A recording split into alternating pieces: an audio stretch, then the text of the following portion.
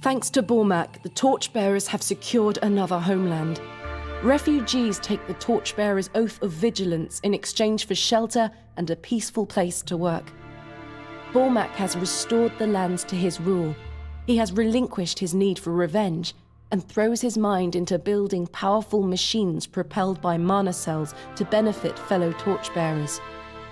With sadness, I fought my father's subjects. I've sent diplomatic envoys, but all have been ignored. Father is furious. My spies indicate that the Elven Court has sped up its attack against the Commonwealth. He drives the Elven Court to ruin. I must find some way to reach him in person. If he could see the evidence I have seen, I know he would stop this madness. We've dealt another blow to the Shadowborn. Werlick's desperate alliance with Grimdottir exposed him as a traitor, and I am told my father has expelled him from the Elven Court. With each exposed Shadowborn, we break up their network of lies. The Rockwall Mountains will hold long against both empires. I always viewed the Commonwealth as a human abomination, but it was founded by all races. The humans took advantage of their huge populations to shift power in their favor, but the original empire was founded on principles of racial equality. Merlin says my mother and her keepers aided in its formation. Merlin appears at my fireside during rare, quiet moments. Sometimes he says nothing, but sometimes. He told me of the first time he met my mother, the sense of wonder he felt.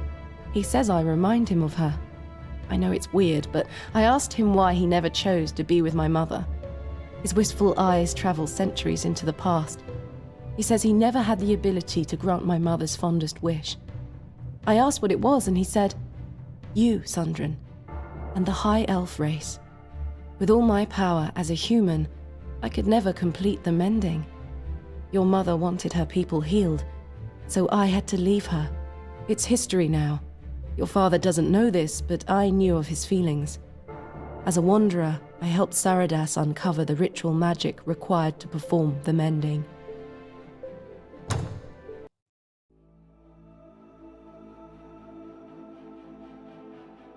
As two behemoths clash head-on, the Torchbearers emerge in the arena to keep them from completely destroying each other. We have to be cunning, as we are greatly outnumbered and cannot win with a direct assault. I take strength from my allies. My friends, and those who still hope for peace, stand with me this day. We will determine the fate of Athla.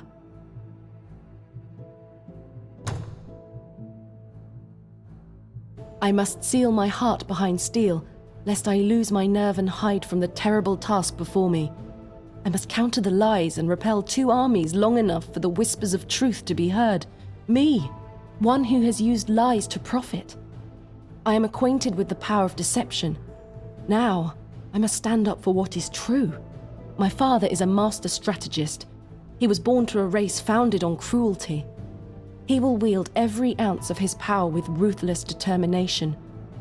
Reskar tells me that Fai Dural, a Shadowborn agent, convinced a large group of Draconians to fight for the Elven Court. Though weakened by Nomlik's insurrection, the Commonwealth is not without its own dangerous might. Their machines are deadly, and they are many.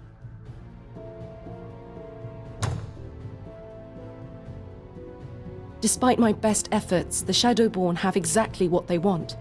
Machines rumble, the men march. The Commonwealth and Elven Court stampede towards each other. Both my father and the Emperor lead their forces in person. Merlin bolsters me with stories of my mother's bravery in the face of hopeless odds.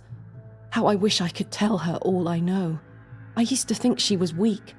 For centuries she's worked secretly to prevent this moment, but she was just one voice. Now she's caught in the wake of my father's wrath. She must be here somewhere. Somehow, we noble few who know the truth must convince the world that they kill for a lie. It's not enough to stop one side. The other would trample us all.